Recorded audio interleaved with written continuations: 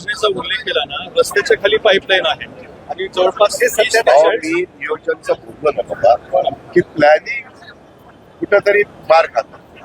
त्याच्यामध्ये प्लॅनिंग असं असायला पाहिजे होतं की रस्त्याच्या कडेला उद्या 4 लेनचा 6 लेन झाला तरी आपली पाईपलाईन त्या 6 लेनच्या आत यायला नको होती, असं प्लॅनिंग करायचं असतं. आता ते मागचं दुरी काढून चालणार नाही.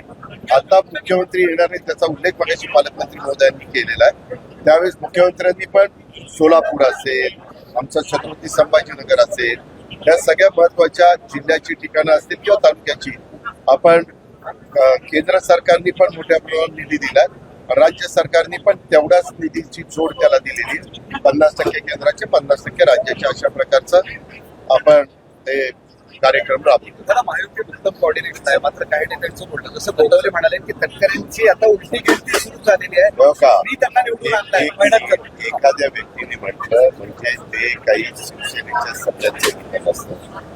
एवढा मोठा पक्ष असल्यानंतर वेगवेगळ्या विचारांचे काही माध्यम असतात, त्यांचं तिथलं स्थानिक जे काही राजकारण असतं ते वेगळं असतं. तुम्ही पत्रकार काय करतात, विकास कामाला किंवा पॉझिटिव्ह आम्ही जे बोलतो त्याला पण तुम्ही महत्व दिलं पाहिजे. तुम्ही काय करता, एखाद्यानी काहीतरी नकारात्मक काही भूमिका मांडली की तेवढंच दाखवत असतात. ती आमच्या महायुती सरकारची भूमिका नाही. एखादा वैयक्तिक बोलला तर ताबडतोब राष्ट्रवादीचं कुणी बोललं तर त्याची नोंद मी घेत असतो, भाजपचं बोललं तर स्वतः देवेंद्रजी घेत असतात, पण शिवसेनेचं बोलल्यानंतर स्वतः उपमुख्यमंत्री एकनाथराव शिंदे साहेब त्या गोष्टीची नोंद घेत असतात. एवढा मोठा हा सगळा आपला शिवशाहू फुले आंबेडकरांचा महाराष्ट्र आहे. एवढ्या मोठ्या महाराष्ट्रामध्ये एखादी गोष्ट कुणी बोलणं म्हणजे ती सगळ्यांचं मत असतं. तुम्ही कितीतरी जणांचं मी सांगेन, ते बोलून जातात आणि नंतर दिलगिरी व्यक्त करतात की नाही, असं झालंय की नाही. मी नावं घेत नाही, पण तू तसं होतं. शेवटी माणूस आहे, माणूस कधी कधी बोलताना एखाद दुसरा शब्द चुकतो, परंतु तेवढंच घेऊन बसण्याचं आमचं सगळ्यांचं तिघांचंही सर्व आमच्या पक्षाला बरोबर घेऊन चांगल्यातलं चांगलं काम करावं अशी आमची मनापासूनची इच्छा आहे. आणि एवढा भरभक्कम पाठिंबा महाराष्ट्रातल्या जनतेने आम्हाला दिला. 15 वर्ष मांसाहार बंदीचा विषय खूप काही काळजी करू नका, त्याला पण आम्ही काय बोलायचं ते बोलतो. त्या संदर्भात भारत पुन्हा तेच काढताय. आता झालं ना, उद्याच 15 तारीख आली ना, त्याच्या संदर्भामध्ये अनेकांनी सांगितलं हे किती सालापासून आहे काय आहे वगैरे. तो प्रश्न महत्वाचा आहे की तुमच्या माझ्या देशाचा 79वा स्वातंत्र्य दिन उत्साहामध्ये साजरा करणं हे महत्वाचं आहे. वोट चोरीचा असं काही नाहीये. तुम्ही पाहताय, तुम्ही जर बघितलं तर सगळीकडंच मताची संख्या ही वाढत असते. मी आपल्याला सांगतो पत्रकार मित्रांनो, कमी मतदान होतं लोकसभेला, त्याच्यापेक्षा जास्त मतदान होतं विधानसभेला, त्याच्यापेक्षा जास्त मतदान होतं महानगरपालिकेला, नगरपालिकेला, त्याच्यापेक्षा जास्त मतदान होतं जिल्हा परिषद आणि तालुका पंचायतीला, आणि त्याच्याहीपेक्षा जास्त मतदान होतं आमच्या ग्रामपंचायतीला. कारण ते वॉर्ड असतो, त्याच्यामध्ये 15 लोक एका बाजूने उभे असतात, दुसरीकडनं 15, तिसरीकडनं 15, सगळ्यांचे कार्यकर्ते खालची आळी वरची आळी अमकं तमकं कुठनं लोकांना बोलून आणतात. आणि मतदारांच्या मध्ये स्वतः न्याय व्यवस्थेने सांगितलेलं आहे, जे मयत असतील ती नावं तर काढली पाहिजेत ना. कारण नसताना मतदारांची संख्या वाढली आणि एवढ्या पारदर्शक निवडणुका झाल्या. विरोधक कसं करतात, निवडणुकीत ते निवडून आले तर ईव्ही मशीन चांगलं, ईव्हीएम आणि पारदर्शकपणे अतिशय चांगल्या निवडणुका झाल्या. पराभूत झाले की ईव्हीएम चुकीचं, सगळा मतदार यादीत घोटाळा, सगळे बनवाबनवी, असं काहीतरी ते सांगायचा प्रयत्न करतात. खरं आम्ही 48 पैकी 31 जागा हरलो. आमचं महायुती लोकसभेला हरलो की नाही, आम्ही पराभव मान्य केला. मराठवाड्यात तर फक्त आमची छत्रपती संभाजीनगरची जागा आली, सगळ्या जागा आमच्या गेल्या. आम्ही कुणाला आरोप दिला का, आम्ही कुठेतरी कमी पडलो, आम्ही आत्मचिंतन केलं, आम्ही आत्मपरीक्षण केलं, आम्ही सगळे एकत्र बसलो की आता पुन्हा आपल्याला एकनाथराव शिंदे, देवेंद्रजी, आम्ही सगळ्यांनी मजबूतीनं एकजुटीनं पुढे गेलं पाहिजे आणि ह्या पराभवातनं खचून न जाता आपण सामोरं गेलं पाहिजे. आम्ही गेलो, जनतेने आम्हाला स्वीकारलं. आता आम्हाला चांगलं यश मिळालं.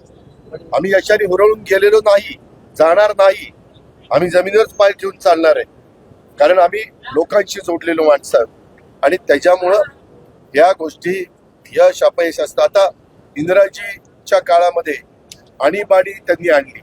त्याच्यानंतरच्या निवडणुका जनता पक्षाचे का जनता दल होतं, जनता दल काही जणांना माहिती पण नव्हतं आपण निवडून येऊ. घरी झोपले होते, कलेक्टरनी बोलून आणणार चला सर्टिफिकेट घ्यायला या, झालं की नाही. तो चमत्कार फक्त आपला मतदार करू शकतो. मतदार राजा बाबासाहेब आंबेडकर घटनेचे शिल्पकार यांनी जो काही अधिकार दिलेला आहे, त्या अधिकाराचा वापर कुठं कसा करायचा हे आपल्या मतदारांना खूप चांगलं माहिती आहे आणि त्या पद्धतीनं ते काम करतात. आता हे आमचे विरोधक रडीचा डाव खेळत आहेत. कुठंतरी काहीतरी झालं, कुठंतरी काहीतरी झालं, काहीतरी दाखवतात. असं काही नाहीये. आता शेवटी प्रत्येकाने आता आपापलं काम केलं पाहिजे. आणि आज देशाने नरेंद्र मोदी साहेबांचं नेतृत्व मान्य केलेलं आहे. त्यांच्या नेतृत्वाखाली 3 निवडणुका झाल्या. 3ही निवडणुकीमध्ये एनडीएने यश संपादन केले, आपण सगळ्यांनी पाहिलेलं. सूरज चव्हाण जे आहे त्याला तुम्ही परत पद दिलेलं आहे. मला ती गोष्ट माहिती नाही. मी त्या मिटिंगला नव्हतो. मी त्याच्याबद्दलची माहिती घेतो. मला त्यावेळेस जे खटकलं मी त्याबद्दलचा निर्णय घेतला. आणि आपण ज्या गोष्टी मला खटकतात, तुम्हालाही पत्रकार मित्रांना माहिती आहे, मी त्याच्याबद्दलचे तडकाफडकी निर्णय घेत असतो. आता अंगणवाडी सेविकांनी विरोध केलाय की आम्ही आता घरी जाऊन सर्वे कसं करायचं, ज्या लाडक्या बहिणी आम्ही त्याच्यातनं मार्ग काढू. आपण काळजी करू नका. आम्हाला कुठेही आमच्या लाडक्या बहिणींना नाराज पण करायचं नाही, परंतु लाडक्या बहिणींच्या लाभार्थींच्या बद्दलच्या जे नियम आणि अटी लावलेल्या आहेत त्याच्यात त्या बसल्या पाहिजेत. मधल्या काळामध्ये माहिती अशी मिळाली की लाडक्या बहिणीच्या नावाखाली काही पुरुषांनी पण पैसे घेतले. मधल्या काळात माहिती अशी आली की काहींच्या घरामध्ये 4 चाकी वाहन आहेत आणि ते पण लाडक्या बहिणीचे पैसे घेतात. आपण साधारण 2.5 लाख रुपये वर्षाचं उत्पन्न 2.5 लाखाच्या आतमध्ये असणाऱ्या आमच्या लाडक्या बहिणींना ही योजना आम्ही खऱ्या अर्थाने आणलेली आहे. आणि ती योजना त्यांनी आमच्यावर आरोप केला की निवडणूक झाल्यावर बंद करतील. आता निवडणूक होऊन जवळपास 7-8 महिने झाले. आमची योजना चालू आहे. आम्ही तसं कुठलंही काही केलेलं नाही. पण त्याच्यामध्ये जर कुठलं काही नोकरीला असणाऱ्यांच्या पण नावं निघाली, मग तो करायला नको का? ज्याची ऐपत आहे त्यांनी याचा लाभ घेऊ नये. ज्याला जे गरजू आहेत त्या लाडक्या बहिणींच्या करता यावी. संजय शिरसाट नाराज होत आहेत या